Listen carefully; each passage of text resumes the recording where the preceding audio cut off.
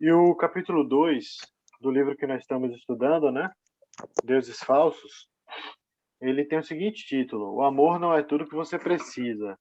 E é uma brincadeira com o título de uma música famosa dos Beatles, né? Que diz exatamente o contrário, né? Tudo que você precisa é amor. E ele vai exatamente questionar isso, porque essa música, esse título, traduz um dos ídolos mais fortes dos nossos tempos, que é o amor. O amor aí, gente, vamos entender em duas perspectivas, certo? Que ele trabalha assim. Uma como amor romântico, né? O amor romântico, a paixão, né? Bem, o estar apaixonado, enamorar-se, né? Amar alguém, que todo mundo aqui sabe muito bem. Mas também o sexo como uma outra parte desse amor, né? Então ele vai trabalhar as duas coisas, tanto amor romântico, tanto romance quanto sexo, certo? Como duas faces do mesmo amor que pode se transformar em ídolos, né? Voltando ao que a gente tem visto, né, até agora, uma premissa aqui que ele sempre trabalha a respeito de idolatria. Porque quando pensamos em idolatria, geralmente pensamos em quê? Em imagens, em ídolos, né? E aí nós, que somos evangélicos, nós não temos a cultura, né, dos ícones, dos ídolos, de imagens, coisas assim. A gente pensa, muito fácil identificar a idolatria. Um idólatra é uma pessoa acompanhando uma procissão em dia de algum santo, em dia de Nossa Senhora da Conceição, em Aracaju, sei lá, né, Romaria para Juazeiro do Norte, isso é idolatria. A gente tem tendência a ligar a essas situações ou a outras expressões religiosas, né, como as religiões de matriz africana, as religiões orientais, e pensar, isso é idolatria, aquele templo gigantesco com um Buda gigantesco, isso é idolatria, fácil identificar, né? Ou pessoas num terreiro de Umbanda, né, reverenciando uma entidade, e você diz, é muito fácil identificar a idolatria aqui. Mas exatamente a ideia de Tim Keller é trabalhar outras formas de ídolo que são muito mais sutis e que muitas vezes passa batido para a gente, especialmente três, né? Essa trindade idolátrica do nosso tempo, que é dinheiro, sexo, amor e sucesso barra poder. E nós vamos tratar hoje desse sexo barra amor, né? Se não der tempo, né, a ideia é que a gente vá aqui uns 40 minutos, pelo menos. Se não der tempo, a gente continua semana que vem, não tem pressa. Enfim, e aí ele começa colocando o seguinte, que a busca pelo amor é, de fato, uma das formas idolátricas desse mundo, o mundo secular. Nos últimos 200 anos, né, já não é muito pouco tempo, ou mais que isso, nos últimos 300 anos, digamos assim, o mundo, especialmente o Ocidente, e nós aqui também da América Latina, vamos no bojo, né, de carona, passa por um período chamado de secularização. O que é isso? De entender que Deus não é mais necessário para explicar o mundo e as coisas, porque elas são como são, a partir do momento em que a ciência humana começa a se desenvolver e a dar respostas. E a dar respostas que ele começa a entender, olha, não preciso mais de Deus para entender como é que o mundo foi criado, como é que as espécies vieram à existência, como é que acontecem as reações químicas, certo? Como é que é o comportamento dos corpos celestes. Não preciso mais de Deus ou da religião para explicar mesmo o comportamento humano. Vem as ciências sociais nesse meio, né? Sociologia, antropologia, economia, por aí vai. Então, o que é com psicologia também? Então, o que acontece? Esse mundo secular é um mundo que se caracteriza pela falta de fé em Deus, por entender, né, que o homem entende, olha, eu não preciso mais de Deus, porque eu me basto, eu já estou dando as respostas que eu preciso para mim, para responder, né, as questões da minha vida. Então vive um mundo sem Deus. Só que o que é curioso, é uma coisa que vai ser recorrente no livro inteiro. Tim Keller vai mostrar uma coisa, que esse homem sem Deus não significa um homem sem latria, sem adoração, sem necessidade de experiência religiosa, sem necessidade de experiência transcendental. o que ele vai fazer, na verdade, é tirar do foco de uma busca por uma divindade espiritual, transcendental, especialmente tentar destronar o Deus cristão para colocar no lugar novas divindades que o próprio homem secular vai criando. Uma delas é o dinheiro, né? A busca pelas riquezas. Outra é o poder, a busca pelo poder, pelo sucesso. E outra é o amor romântico, o sexo, o prazer relacionado às relações, né, amorosas, sexuais, maritais, enfim. Esse é o ponto. E esse é um dos grandes deuses de nossa modernidade, do nosso período, do nosso momento, é sim o amor romântico, o sexo. E ele começa falando sobre isso, né, de que, olha, esse é provavelmente um dos que mais vai ganhar força nessa nova fase. E ele vai dar um exemplo de uma mulher, né, que vivia em função dos relacionamentos amorosos que ela tinha, né? E ele fala uma coisa muito interessante. Ele diz a respeito dessa mulher que ela começou a procurar nos homens com que ela se relacionava, o tipo de afirmação e aceitação profundas que só Deus poderia oferecer, porque essa é a grande característica das idolatrias. Colocamos sobre elas expectativas que só podem ser supridas pelo Deus verdadeiro, que é revelado em Jesus Cristo. Né? Tiramos o peso, né? Tiramos as expectativas que deveriam estar em Deus, mas nesse mundo secular as distribuímos e colocamos sobre outras coisas que não são Deus, mas que na prática reverenciamos como Deus. Uma delas são os relacionamentos amorosos. E qual o problema? O problema é que muitas vezes Mariana, você vai cair. Eita, deixa eu pedir para a Miriam só tirar o áudio. Miriam, tire o áudio. Desculpa, Saiu, gente. saiu aqui o grito. Essa é a realidade de uma casa com criança, gente. É assim mesmo. Enfim. E aí o que acontece? A idolatria, ela costuma cobrar preços. A idolatria costuma cobrar coisas do idólatra, né? E o idólatra acaba se tornando um escravo, um verdadeiro escravo. Por quê? Porque ele será capaz de transgredir os limites éticos na sua vida para satisfazer a sua adoração, para satisfazer a vontade do seu ídolo, certo? Ele vai fazer coisas que podem arruinar a si mesmo. Ele dá o exemplo. Alguém, por exemplo, muito devotado a riquezas, como é que essa devoção se manifesta? Muitas vezes como um workaholic, né? Alguém viciado em trabalho. Esse viciado em trabalho pode, por exemplo, facilmente arruinar sua saúde, né? Arruinar, destruir sua saúde em nome de um sucesso profissional. Pessoas também muito viciadas em poder também costumam, né, serem péssimos cuidadores da sua própria saúde, péssimos pais, maridos, né, péssimas pessoas dentro de casa. Né? Ou seja, o que é que acontece? A idolatria cobra preços e ela vai exigindo cada vez mais. Mais tarde ele vai dizer que esse idólatra, no fundo, age como um viciado, né? Porque a idolatria é uma prática de escravidão. Todo ídolo escraviza. Né? Acho que as drogas, por exemplo, são um exemplo muito claro de o que é que um ídolo faz. Porque as drogas são uma forma de ídolo, né?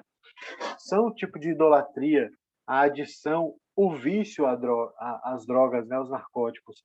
E o que é que elas fazem, né?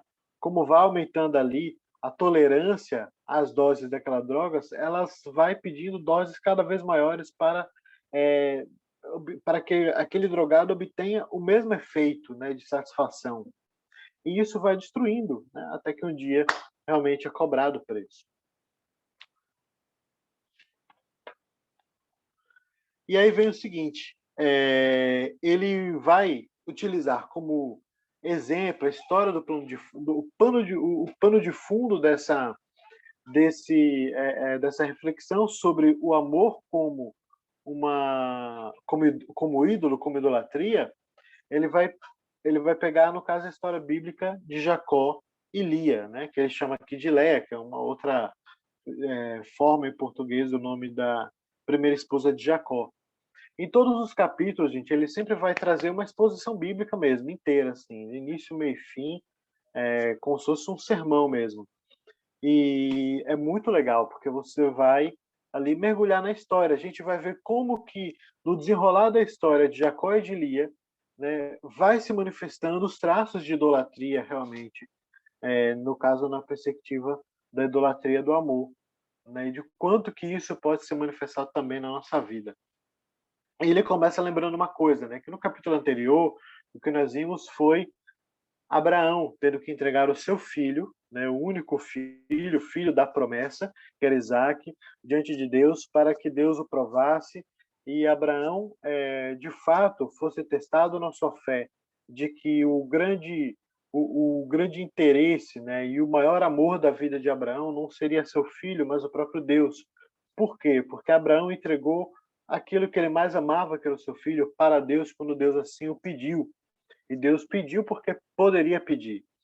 E o que acontece é que Abraão é alguém com quem Deus faz uma aliança, né? E uma aliança patriarcal, uma aliança na qual Abraão vai transmitir para outros homens que são da sua linhagem, né? Essa promessa, né? Que são os chamados patriarcas, até que se chegue no Messias. Quem fez a EBD, né, sobre teologia da aliança do ano passado, e ele está disponível, né, a série toda no nosso YouTube da igreja, vai perceber essa ligação. Por quê? Porque é o desenrolar da nossa chamada história redentiva, história da redenção. A história da redenção ela se desenrola numa expectativa de cumprimento das promessas que Deus faz a Abraão. Uma dessas promessas essas promessas são promessas messiânicas, promessas que vão se cumprir plenamente quando vier o Messias. Porque o Messias que é prometido, ele virá da linhagem de Abraão, né? Ele será o filho de Abraão por excelência. Filho, no sentido bíblico, não é só o filho direto, mas um descendente, né? Ou seja, os netos são filhos do avô e por aí vai, os bisnetos do bisavô e por aí vai. Ou seja, essa relação de linhagem, de continuidade da linhagem, né? A formação do povo de Israel a partir dessa família de Abraão. Então, Abraão tem Isaac, e Isaac tem dois irmãos gêmeos, que é Esaú e Jacó. E Jacó é o escolhido por Deus para dar continuidade ao patriarcado, né, às promessas recebidas por Abraão. Não é Esaú, né? Já Isaac tem dois filhos, mas só um é que vai dar essa continuidade até chegar no Messias.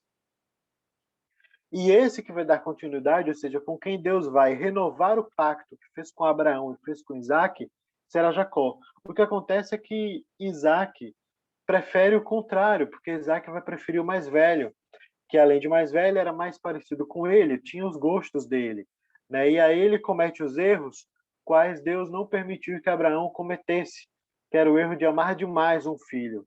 E esse amor demais de Jacó por um filho, assim como o amor demais de Rebeca pelo outro filho, criou muitos problemas nessa família, uma família que ficou disfuncional, porque no meio dela houve traições e juras de morte que não são admitidas em nenhuma família, né? Porque o que acontece? Jacó, que é o escolhido de Deus, ele se utiliza de meios não lícitos para obter essa promessa, né? E não porque ele se entendesse assim, já como alguém preferido, né, por Deus necessariamente. Muito pelo contrário, mas por oportunismo mesmo.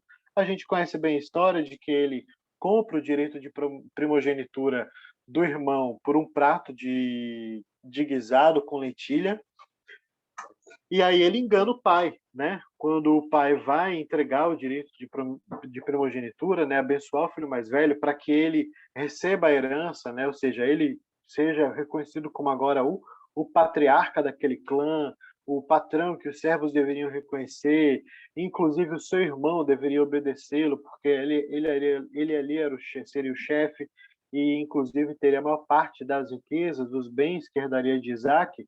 Jacó aparece no lugar. Isaac não percebe, porque Isaac está cego, e recebe a bênção no lugar do irmão, que, por sua vez, quando descobre, jura de morte, né, Jacó, e é terrível, a família se despedaça, né, porque naquele momento, Isaac e Rebeca, Isaac que já estava bem mal de saúde, né, bem perto de morrer, agora vai ver que um filho vai ter que fugir para que não fosse morto pelo próprio irmão.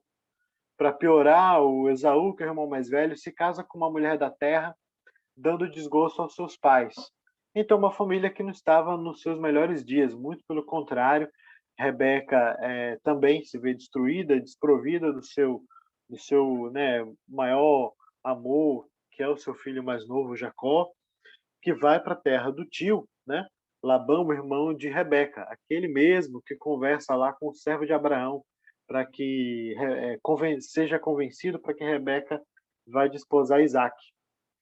Na terra de Labão, Jacó que foge, né, porque ele está ali em frangalhos, né, Jacó está sem eira nem beira completamente, ele vai para a terra do tio, que ele nunca viu, né, como um completo desconhecido, apenas com esse passaporte. Né, olha, sou seu sobrinho, sou filho de sua irmã, me acolha, né? E ele foge e o seu tio o contrata como pastor, né, de ovelhas, que era uma coisa que o Jacó já era lá na casa dos seus pais, e ele mostra, né, grande habilidade e Labão gosta dele, né? E ele continua lá trabalhando com Labão, mas aí o que acontece? Quando ele vai acertar o salário, né, para ser administrador do rebanho completo de Labão, qual é o pedido, qual o salário que Jacó pede? Raquel. Jacó não pede salário, Jacó não quer dinheiro, Jacó quer Raquel como esposa, né? E é o que o Labão vai fazer, né? Ele vai entregar sua filha, ou em tese, né? Está subentendido que ele vai fazer isso por 7 anos de trabalho sem salário. Ou seja, 7 anos de salário, né? O Jacó está dando de dote para ser esposo de Raquel. E isso, o Tim Keller ele vai mostrar que os comentaristas, né, especialmente comentaristas judaicos, mas em geral os comentaristas desse texto do Gênesis vão mostrar que essa porção do texto bíblico ela não é trivial. Ele não está falando de um mero amor, entendeu? De que fosse pouca coisa. Mas imagine, né? Vocês que trabalham, imaginem 7 anos da sua vida sem receber salário. Você vai trabalhar por 7 anos para casar com a pessoa que é o objeto do seu desejo. É muito desejo por uma pessoa, não é? É isso que o Tim Keller quer enfatizar, né? Tipo, ele é muito, não é pouco desejo, não. Quando a gente lê agora, pode parecer que é meio trivial, né? Mas não é de maneira alguma. Isso mostra que esse amor de Jacó por Raquel, ele está numa medida que está passando do limite do saudável, do limite do aceitável, né? De que é um transtorno, uma obsessão pela mulher, né?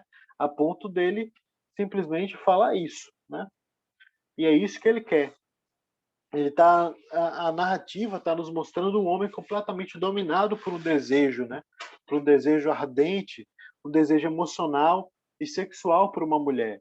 E aí uma inferência muito interessante que o Tim Keller faz que é a seguinte: por que isso, né? E aí vem uma razão que é bastante interessante que Tim Keller enxerga, que é a seguinte: a de que é bem possível que Jacó enxergue na obtenção daquela mulher, que era a mulher mais bonita que ele já tinha visto na vida, como a sua redenção, como a oportunidade dele resolver todas as suas penências do passado. Né? Um homem enrolador, suplantador, cheio de defeitos e de problemas, né? Um homem que saiu simplesmente fugido de casa e tinha enganado o pai, traiu o irmão, né? E chantageou o irmão, né? Fez um golpe baixo, utilizando-se da ignorância, da grosseria de Esaú para tirar proveito dele. Por quê? Porque Jacó bem possivelmente poderia pensar, se eu a tiver, né, alguma coisa na minha vida miserável vai dar certo, né? Possuí-la vai consertar tudo. Quantas vezes a gente não pensa isso, né, a respeito de várias coisas, né? Não, mas se eu conseguir esse emprego, aí minha vida fica resolvida, né? Não, se eu casar, aí eu tomo jeito, aí minha vida vai ficar resolvida porque eu casei. A gente põe em certas coisas na nossa vida aspectos redentivos, de redenção, como se aquilo acontecer, ou se nós os obtivermos, aí é que a nossa vida vai ganhar sentido, vai dar jeito. Olha, eu preciso de um carro, porque se eu tiver um carro, aí, né, a situação em casa melhora, eu vou trabalhar. Olha, eu preciso trocar de celular, porque aí eu vou começar uma outra atividade para ganhar renda, sabe? A gente sempre bota alguma coisa, né? Como aquilo que a gente precisa alcançar para resolver coisas na nossa vida. E é muito comum a gente ter esse tipo de expectativa também com amor, né? Também com esse aspecto, né, do romance, do casamento, da gente encontrar alguém, né, e dizer não, nossa vida está toda sem sentido, sem nenhuma razão, né, de ser, mas, né, no dia que eu encontrar a pessoa certa, aí eu tomo jeito, né, as pessoas que vivem de maneira dissoluta, né, aí eu tomo jeito, eu entro no eixo e aí eu vou viver uma vida certinha, regrada. A gente tem esse defeito grande que só mostra o quanto que somos idólatras e o quanto que colocamos expectativas erradas, né, sobre os indivíduos errados, sobre as coisas erradas. E é o que o Tim Keller vai falar aqui que aconteceu com Jacó, né? E que não é uma coisa tão distante do nosso tempo. Por quê? Porque o nosso tempo é um tempo do romance apocalíptico, como ele fala aqui citando um filósofo, né? Romance apocalíptico, essa ideia de que um dos deuses que ocupam hoje, né, o altar de adoração do homem moderno é o amor, é o romance, é o entendimento de que o romance vai nos dar o sentido que a gente não tem em Deus, que a gente não busca mais em Deus, mas em viver um grande amor a gente vai achar sentido.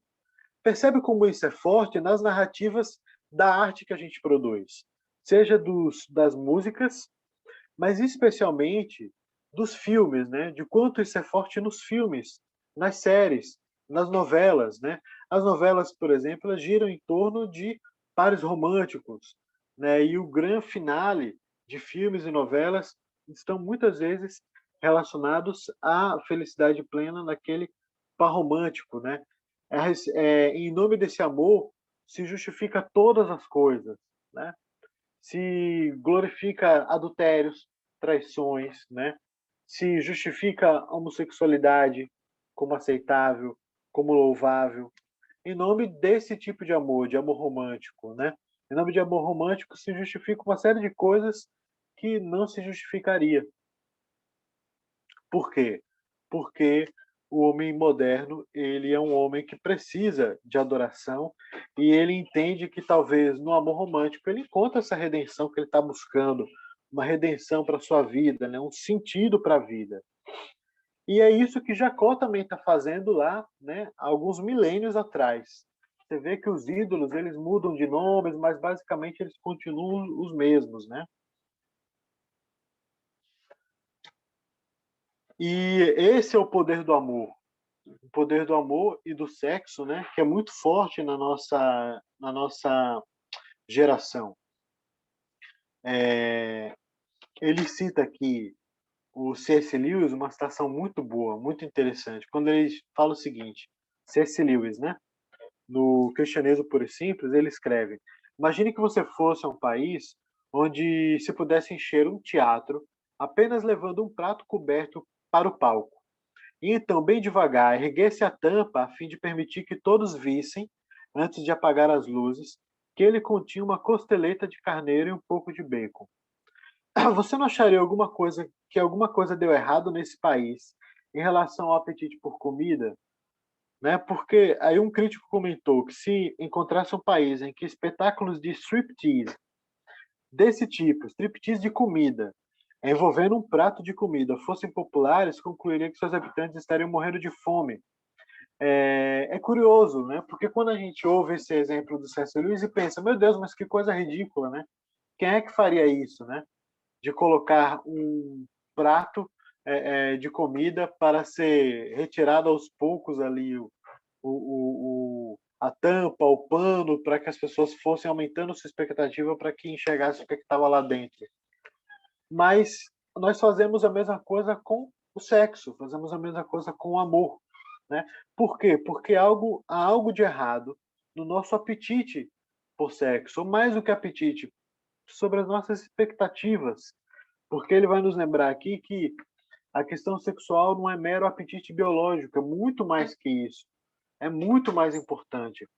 Por que que ele fala isso? Porque é o seguinte, gente, ao longo desses anos, né, especialmente ao longo do século passado para cá, do século XX para cá, tem se tentado colocar que é o seguinte, olha, o sexo é um impulso biológico, tipo, é biológico, então é tudo fenômeno meramente biológico. E quando o homem entender isso, ele vai ficar livre de problemas sexuais, né, de qualquer ordem.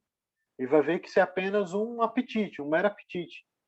E o C.S. Lewis aqui está dizendo que não é apenas um apetite, é muito mais do que isso, né? Muito mais. Por quê? Porque sobre ele colocamos expectativas.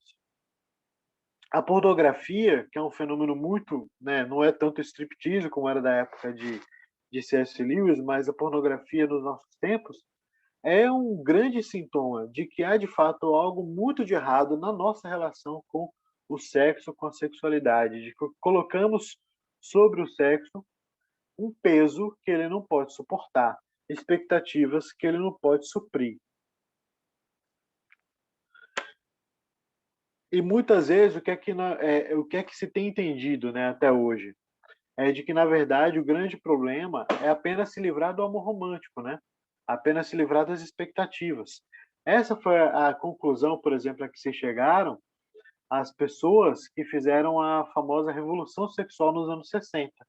Os anos 60 foram marcados por esse tipo de entendimento, de que, olha, tem que se livrar disso, tem que se livrar de amor romântico, de expectativas burguesas, né, de formar uma família, ter filhos, isso é burguês, isso é uma coisa muito tradicional, muito conservadora, se livrar dessas amarras, que são amarras inclusive impostas pela religião para viver apenas o sexo livre, o prazer livre, como que isso fosse uma possibilidade de escapar do peso que de fato essas outras coisas também podem ter. Mas na verdade não, a gente sai de uma forma de idolatria do amor para outra. Apenas isso. Mero rejeitar o amor romântico e aí abraçar a dissolução, né? Abraçar o sexo sem compromisso, por exemplo, no lugar, não resolve. Você está trocando, na verdade, os ídolos de posição, mas são basicamente os mesmos. E aí ele mostra que com Jacó também acontece algo parecido, porque na história de Jacó e de Lia também há essa tensão e também há essas duas manifestações de idolatria do amor, tanto numa via sexual, que é o caso de Jacó, como na via do amor romântico, né, conservador, digamos assim, as expectativas tradicionais de Lia. E ambos terão muitos problemas e estarão errados. E aí ele fala, né, da trapaça, porque aí chega o momento em que Labão vai dar a sua filha em casamento, faz a festa, né? Faz a festa e aquele homem que era o trapaceiro, que era Jacó, e o nome Jacó quer dizer isso, né? Suplantador, trapaceiro, enganador. Ele agora vai ser trapaceado pelo sogro, né? Que na hora da noite de núpcias, do momento dele ter ali a consumação do casamento mesmo, em vez de estar Raquel, que era por quem Jacó tinha trabalhado 7 anos sem receber um salário, ele recebe, na verdade, Lia no lugar, né? E aí o que acontece? No dia seguinte, Jacó se levanta e ele vai tomar satisfações com o seu sogro, porque não é Raquel, é Lia que estava com ele, né? Provavelmente Jacó não devia estar, já devia estar bastante, né, para lá de Bagdá, bem, bem alto, cheio de vinho e não deve ter tido muita atenção do que estava acontecendo dentro da câmara, né, onde ele estava com sua noiva. E aí ele vai, tem uma notinha de rodapé que é muito interessante no livro, porque ele fala de um comentarista, né, do Gênesis, ele simula, e essa simulação ela é muito oportuna. O tipo de diálogo que pode ter acontecido entre Jacó e Lia na manhã seguinte do casamento, né? De quando Jacó acorda e descobre que tinha casado com Lia, que tinha dormido com Lia. Dormir, tipo, já era, não tem condição dele chegar para Labão e dizer, não, troca de filha. Ele deitou com Lia, Lia é a esposa dele, acabou, fez a cerimônia, teve testemunha, não importa. Lia era a esposa dele. E aí ele vê isso, né? Ele fala que é bem possível que ele tenha perguntado, por que você me enganou? Ele perguntado a Lia, né? E aí é, ele pode ter dito, eu chamei Raquel no escuro e você respondeu, né? E a Lia pode ter respondido também para ele, seu pai chamou Esaú no escuro e você respondeu. É interessante isso, né? Tipo, aquilo que aconteceu entre Jacó e Isaac acontece mais tarde entre Lia e Jacó, né? Aquele que enganou o pai agora está sendo enganado pelo sogro e pela futura esposa, né? Porque ele pode ter sim chamado Raquel e Lia ficado na dela, né? De repente até também orientada pelo pai, assim como Jacó foi orientado pela mãe para responder tudo dentro das conformidades para não levantar suspeitas, né, com Isaac. E simplesmente ele é enganado. Agora não havia saída, ele já tinha caído na cilada do seu sogro, né?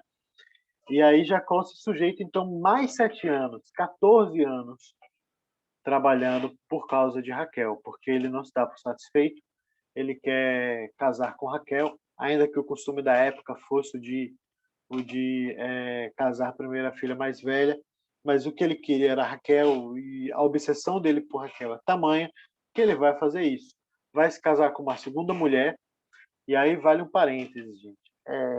A escritura, eu particularmente, recentemente eu conversando com um amigo meu sobre isso, tenho dificuldades com termos como Deus tolerar determinados pecados, porque não existe isso na escritura, de Deus tolerar pecados. É muito comum as pessoas falarem isso com relação à poligamia, né? Ah, não, mas Deus tolerava a poligamia nesse período porque era costume da época.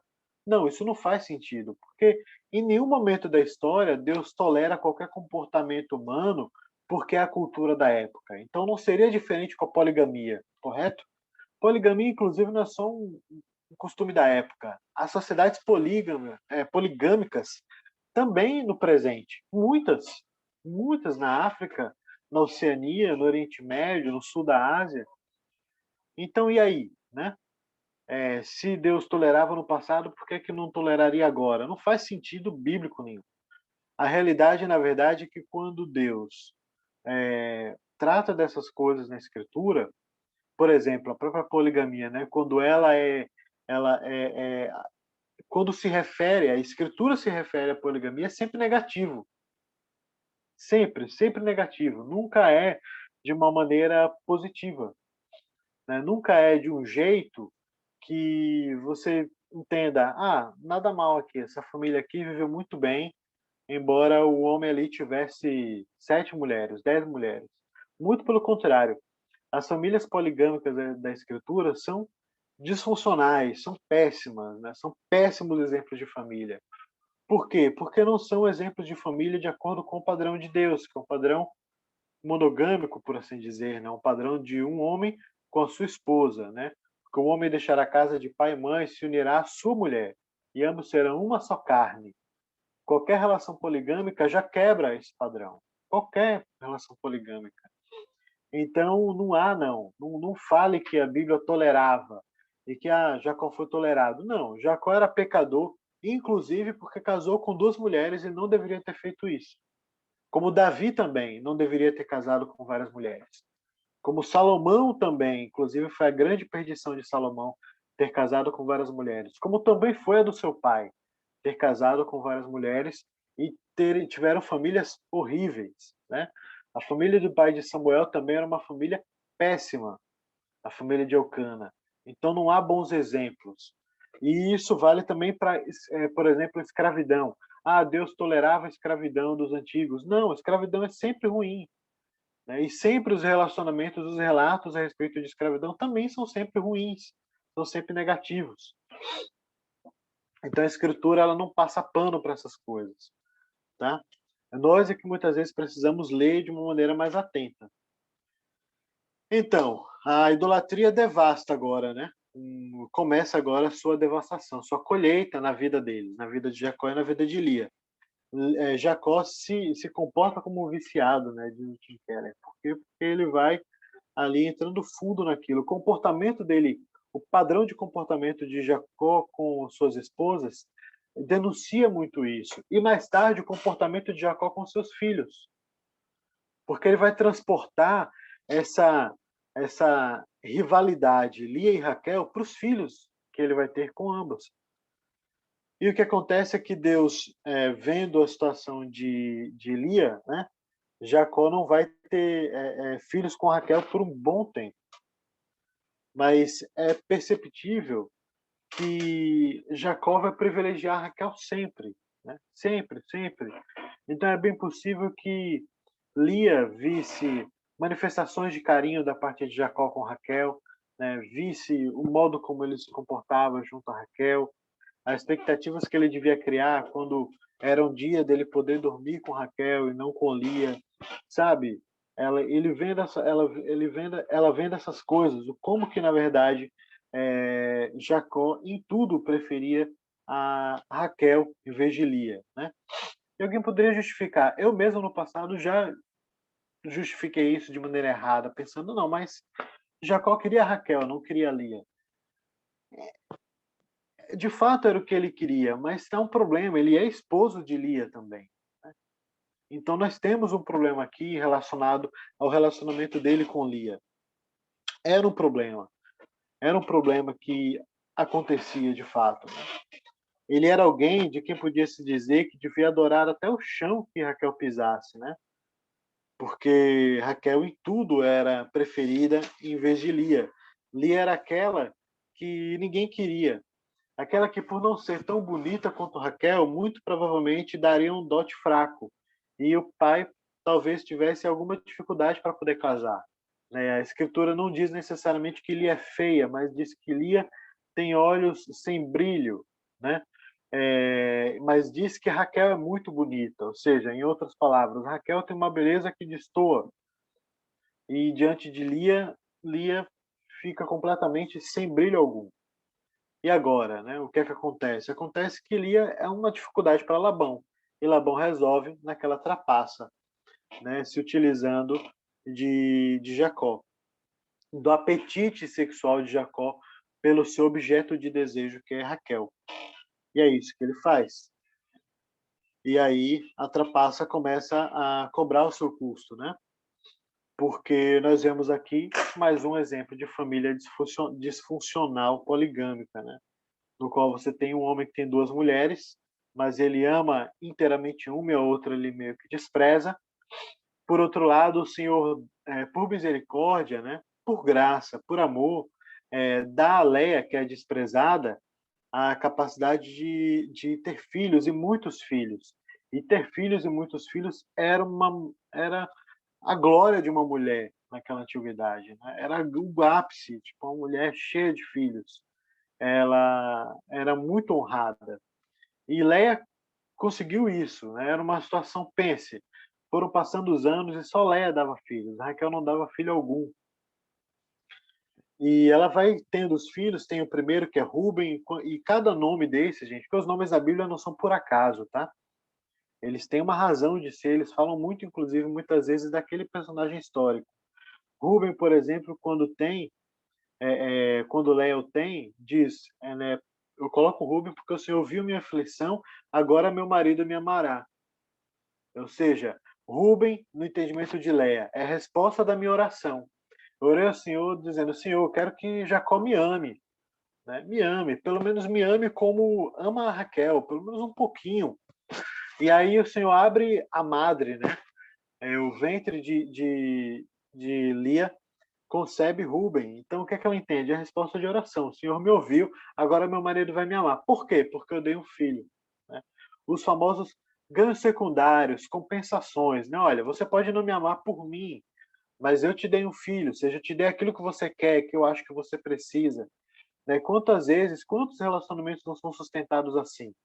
Né? Porque uma pessoa tenta criar uma relação de dependência, né? De que o outro meio que dependa dela para que ela se sinta importante, valorizada, quando na verdade o outro não de fato valoriza.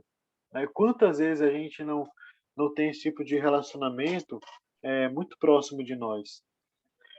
E aí ela tem o segundo filho, que é Simeão, né? E porque ela diz, né? Olha como as orações se repetem. O Senhor ouviu que eu era desprezada e me deu também este. Ou seja, parece que só Rubem não compensou, né? Mas eu insisti, buscando ao Senhor, de que, olha, né, eu sou desprezada, né? E aí Deus dá mais um filho, ele entende que outra, é mais uma resposta de oração, né? Agora ele vai me amar. E nada. E aí ele tem o terceiro filho, ao qual ela diz com mais confiança: agora desta vez meu marido se unirá a mim, porque eu lhe dei 3 filhos. Né? Poxa, se eu dei 3 filhos, não é possível que agora ele me ame, agora ele veja que eu sou a mulher útil para ele, não é Raquel. Raquel pode ser a Joy Division. Joy Division, gente, era uma divisão de mulheres que eram utilizadas pelos soldados norte-americanos na Segunda Guerra Mundial para terem relações sexuais, né? E o nome desse grupo de mulheres, de prostitutas, meretrizes, era Joy Division, era a divisão da diversão, porque elas eram literalmente objetos sexuais para que esses homens aliviassem as suas tensões, tivessem seus desejos supridos e esquecessem um pouco da guerra, né? Olha, uma maneira bem doentia de entender o nosso relacionamento com sexualidade, né, com sexo, com amor. Mas é o que parece ser a função de Raquel aqui, né, de que Raquel não passava disso, ela não dava filhos. Então, o que é que ela é? Ela é a pessoa que Jacó ama, porque Jacó acha ela bonita, e ele tem noites de prazer com ela, mas na prática acaba que Lia é quem está sendo a esposa realmente funcional para ele. E ela tinha essa expectativa, né, de que agora ele vai me amar, por quê? Porque eu dei 3 filhos, a outra não deu nada, né? Agora essa balança está mais equilibrada. Mas o que é que ela estava fazendo? Ela estava tentando encontrar felicidade e identidade por meio de valores familiares tradicionais. Ela estava também colocando expectativas erradas, né? Sobre bases erradas também. Não ia ser a família, a quantidade de filhos, que ia trazer a ela a redenção, ia trazer a ela a felicidade que ela buscava, a identidade que ela buscava, né? E que lhe foi negada quando ela foi usada pelo seu pai, né? E quando ela foi desprezada dia após dia pelo seu marido. Muito pelo contrário, né? Cada nascimento, perceba, cada nascimento de cada filho só a empurrou mais e mais para a solidão, porque as orações ficam mais desesperadas. Vocês já perceberam? Não, agora meu marido me amará. Depois o Senhor viu que era desprezada. E a terceira, agora de uma vez o meu marido se unirá a mim. Percebe? As orações vão ficando mais cheias de desespero, porque é uma mulher desesperada, né? Desesperada de amor, pelo amor do marido que ele não tinha. É a grande desilusão, porque é o que acontece com aquele que coloca expectativas sobre bases que não se sustentam, né? A Bíblia, gente, esse é um outro erro de leitura que a gente faz, é de enxergar a Bíblia, as histórias bíblicas e pensar que elas são histórias morais, que você vai tirar um ensinamento moral para aplicar na sua vida, né? E ela não é isso.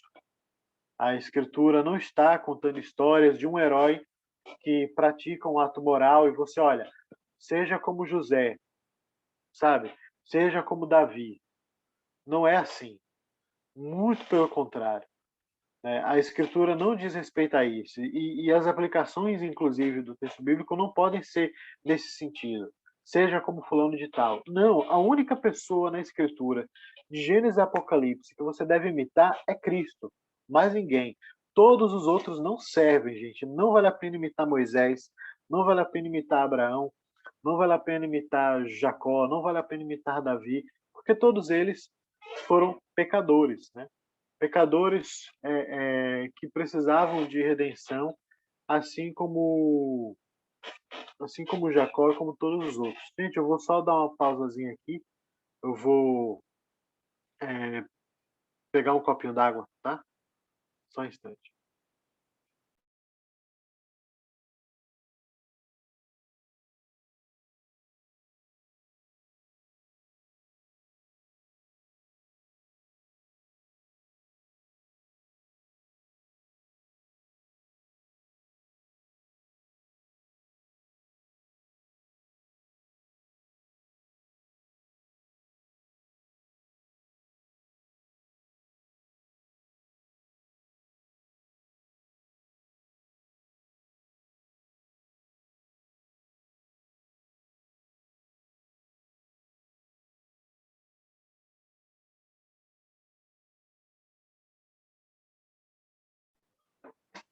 Pronto, voltei.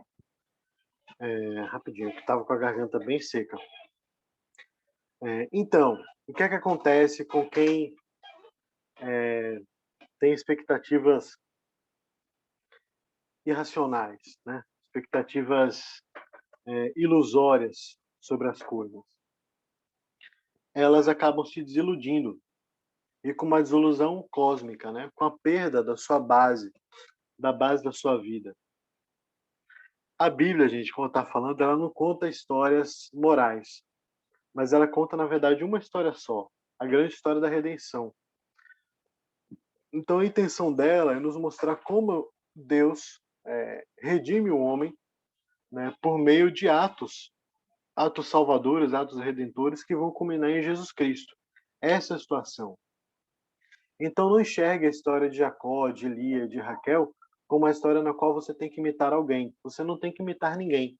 Na verdade, o que a gente tem que fazer é exatamente enxergar o quanto que as ilusões que cada um deles construía sobre bases erradas foram ruins e destrutivas para a vida deles, né?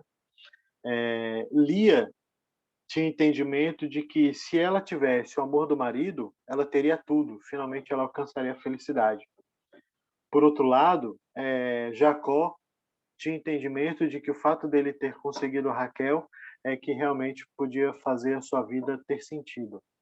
Lembra que a conversão de Jacó só vai acontecer quando ele está passando, né, o vale de Jaboque, e ele encontra o Senhor ali, né, quando ele está dormindo no relento do deserto e luta com Deus. A conversão de Eli ela é anterior, isso é muito interessante nessa história, né?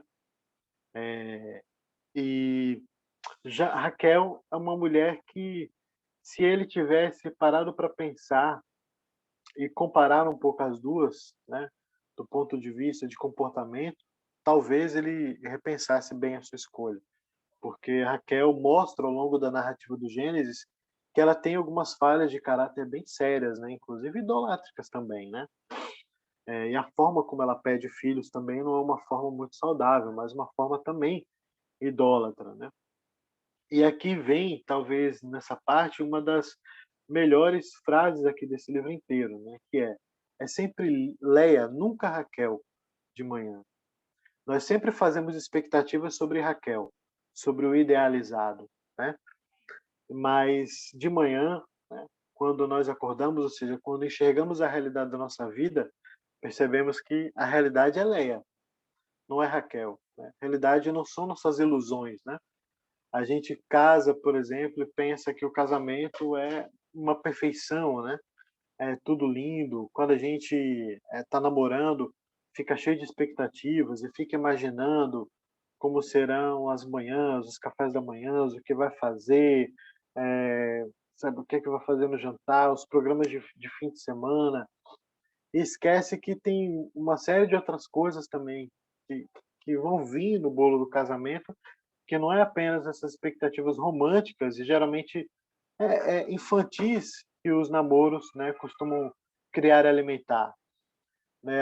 Mas a nossa vida é cheia disso, né? Ele faz uma citação aqui muito boa do C.S. Lewis, do mesmo livro que a gente já falou aqui, que é dizer que a gente tem o costume de desejar muitas coisas e desejá-las bastante, mas com um apetite de desejo que não pode ser suprido por essas coisas, né? Ou seja, nós temos um tipo de desejo no nosso coração e com as coisas desse mundo, elas não poderão ser supridas de maneira alguma, né? De que sempre vai nos escapar um pouco, né? De que nunca vai ser o bastante, de que as promessas que um casamento, que um novo emprego, que uma faculdade, né, que uma aposentadoria, que uma casa nova, seja o que for, qualquer coisa boa que você possa experimentar na vida possa te fazer, ter um filho, elas não elas não serão cumpridas. As expectativas que você coloca sobre elas, se forem expectativas erradas, expectativas de redenção, de busca de felicidade nessas coisas, é triste dizer, mas são desilusões. Né? Elas não vão acontecer. E isso também acontece com relacionamentos. Isso aconteceu com Jacó, que fez o peso, né, de todos os seus anseios cair em cima de uma pessoa como Raquel, que, como qualquer outra, seria incapaz de suprir a necessidade de redenção que Jacó só encontraria ali no Val de Jaboque, e Leia também, que buscava em Jacó um tipo de redenção que só Deus poderia lhe dar, e que Deus vai lhe dar mais tarde. Então, muitas vezes o que acontece? A gente troca um ídolo pelo outro. Apenas isso. Troca um ídolo por outro. E aí o que acontece é que nós podemos ter 4 tipos de comportamento, ele fala. Primeiro é de fazermos isso, trocar um ídolo por outro. Um outro comportamento que a gente pode ter é o do martírio, né? O da autonegação, do suicídio, o de não ver mais sentido na vida e de nos culpar, né? E dizer, não, mas o problema foi tudo eu que fiz tudo errado, eu não... É porque eu não mereço ser feliz, eu isso, eu aquilo, e a gente pode cair, inclusive, muitas vezes, nesse tipo de desespero. Nós podemos também, uma terceira opção, buscar outros culpados, né? Culpar o mundo, culpar o sexo oposto, né? Há muitos filmes assim, que o enredo é uma mulher que se desiludiu com vários homens e concluiu que nenhum homem presta. Ou um homem que se desiludiu com várias mulheres ou com uma namorada da faculdade e concluiu que nenhuma mulher presta. Ou que todas as mulheres têm o padrão de comportamento dessa minha ex-namorada da época da faculdade. Sabe? São os escapes, são as maneiras erradas com as quais a gente pode lidar com desilusões. Mas a desilusão, isso é curioso, a desilusão ela é boa, por um lado, porque ela mostra os pés de barro dos nossos ídolos, de como que eles são frágeis, né? Então, tem uma quarta opção, que é a de sair então da desilusão e focar a sua vida em Deus, na busca de Deus, porque Ele é o único que pode te dar a redenção que você procura nas coisas que não vão lhe dar redenção. Ainda que sejam coisas boas, elas não irão te redimir, não te darão felicidade plena, não te darão um sentido pleno para a vida. Nós temos dois tipos, então, aqui de manifestação de idolatria nesse texto, né, e que estão presentes hoje também, que é uma idolatria do amor em nível sexual, que é a de Jacó, que é uma idolatria que o Tim Keller chama de masculina, né? Os homens usam o amor para encontrar sexo, mas as mulheres usam o sexo para encontrar amor. Ele utiliza aqui uma frase e que ela tem algum sentido, pelo menos nos costumes, né, da nossa sociedade. E o tipo de solução que se é colocado para isso é de, então, mulheres, larguem de ser bobas e buscar amor e também vão buscar sexo, como os homens fazem, né? Tipo, se os homens podem se divertir sexualmente, por que que as mulheres não podem? Ou seja, troca a idolatria do amor romântico, troca a idolatria do príncipe encantado, do relacionamento perfeito, né? Pela idolatria do sexo. Se um sexo, se um gênero é muito é, ligado na questão da segurança, né, de buscar no amor, de repente, segurança, confiança, um acolhimento, o outro busca prazer, né? Busca diversão, busca suprir os seus desejos interiores. Mas ambos estão errados, né? Tanto um quanto o outro. Tanto o homem na sua busca por sexo e da qual ele usa os relacionamentos, quanto mulheres que também vão atrás de relacionamentos com expectativas completamente ilusórias. Ou mulheres que agora também fazem como os homens, né? É o tipo de promessa, por exemplo, que se vê nas ideologias feministas, né? A de que, olha, o que a gente tem, qual é o problema das mulheres? Elas têm sido, no caso, colocadas numa redoma pelos homens para que elas não vivam intensamente a sua liberdade sexual. Então, esse é o problema. Elas identificaram que o problema é esse.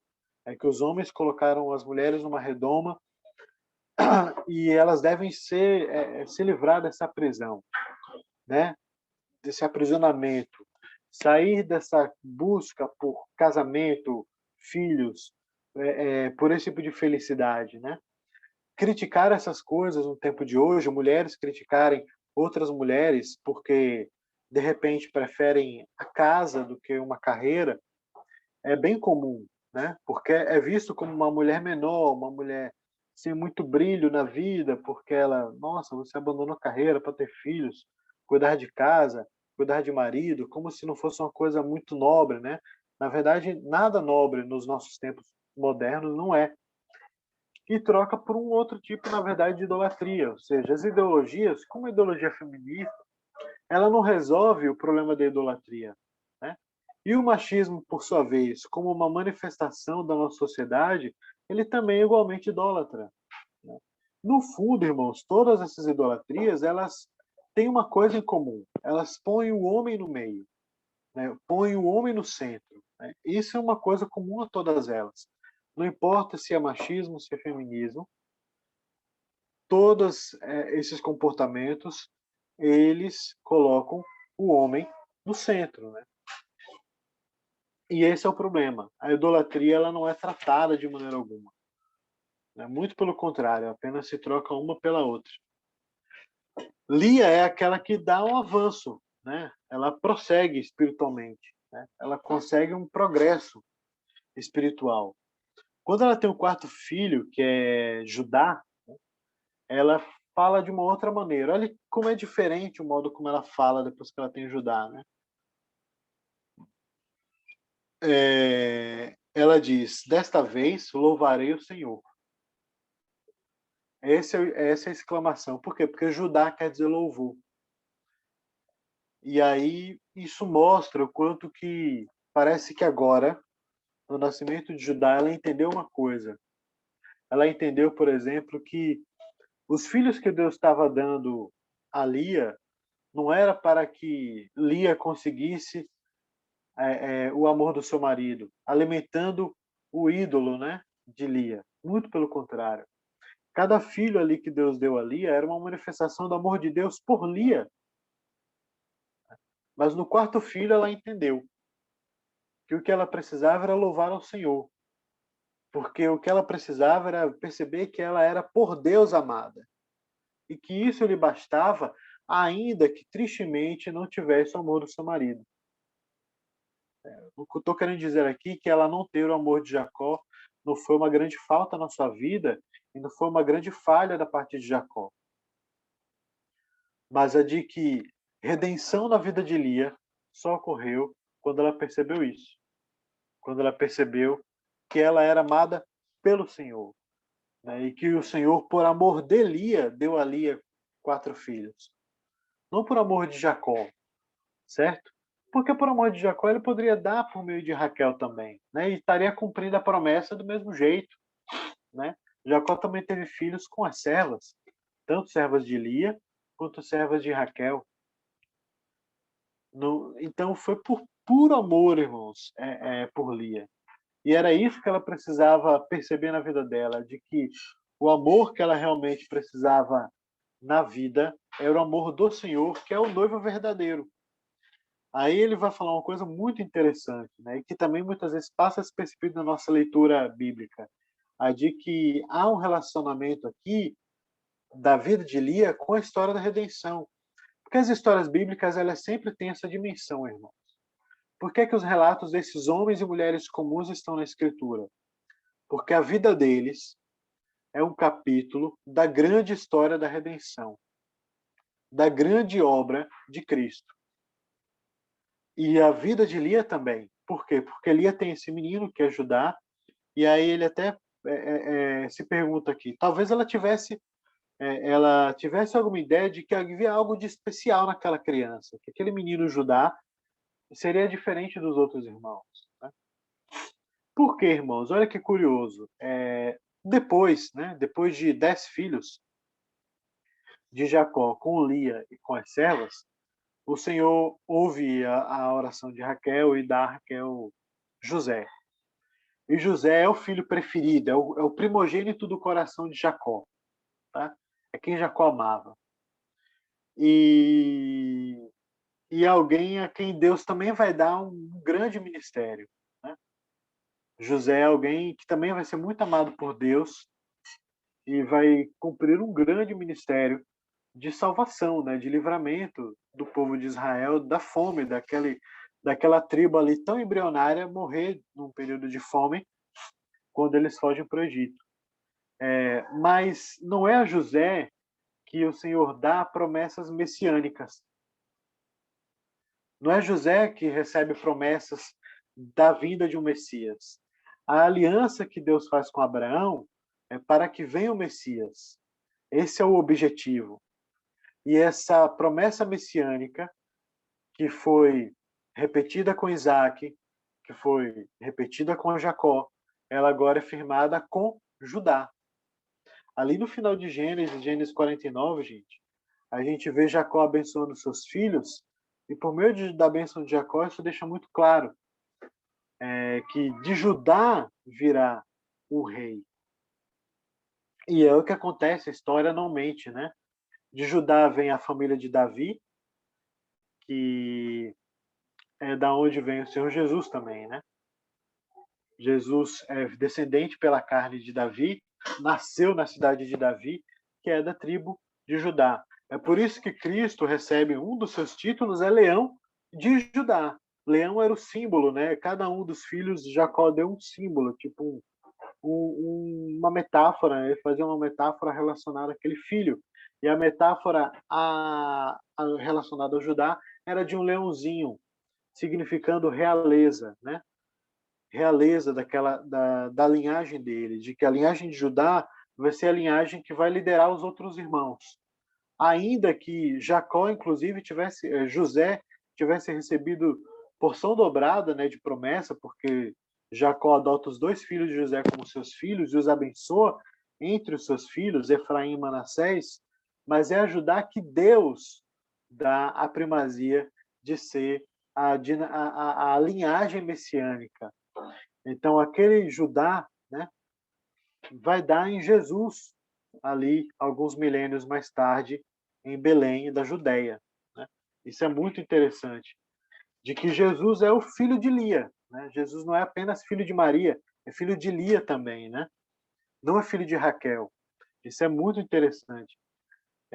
E ele não é só filho de Lia pela carne, mas ele também é filho de Lia no seu aspecto, porque ele é o homem também que ninguém queria. Porque Isaías descreve o Cristo de que maneira, né? Como ele não tinha beleza para que o desejássemos, né? Veio aos seus e os seus não receberam, diz o Evangelho de João. Né? E no fim o próprio Deus, né, deixou, né, desamparou, abandonou o Senhor Jesus na cruz. Então, se Lia foi uma mulher desprezada, Cristo foi o mais desprezado dos homens. Né? Então, não há talvez ninguém que entendesse melhor uma mulher desprezada do que o próprio Senhor, que foi o mais desprezado de todos. Né? Que uma semana antes estava sendo aclamado quando entrava em Jerusalém, e ramos sendo colocados no chão para que o rei passasse, toda aquela expectativa messiânica de que agora vem o homem que a gente está ouvindo falar, que faz um monte de milagre, é esse que vai derrubar o Império Romano agora aqui no meio da Páscoa. E isso não acontece, não assim. Mas a redenção vem por meio da cruz, por meio de muita vergonha, muita humilhação né, por meio de cuspes, de chicoteamento, né, de várias agressões, do desprezo desse mesmo povo que antes o havia aclamado, né, de desprezos até mesmo ali na cruz, né, de pessoas zombando dele.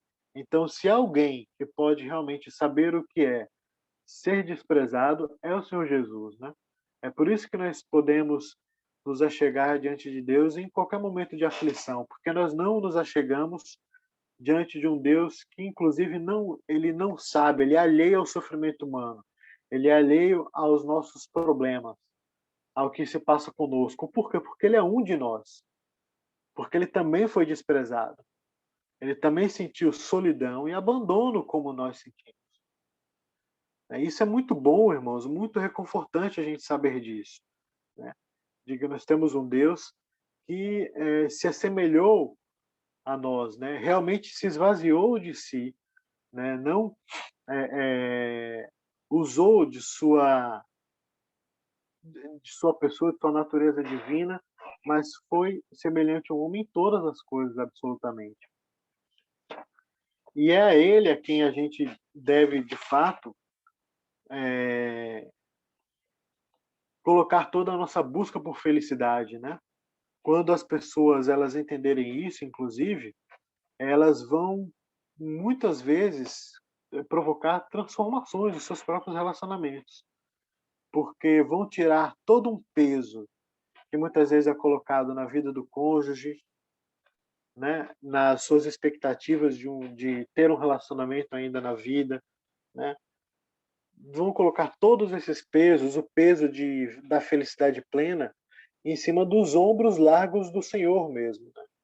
E não sobre essas bases frágeis, que são os nossos relacionamentos, por melhor que eles sejam, eles não são bons o suficiente para nos dar redenção, né? Para nos dar sentido à vida. E que a gente aprenda isso, né? Que a gente coloque isso em prática, né? A gente possa viver uma vida liberta mesmo, né?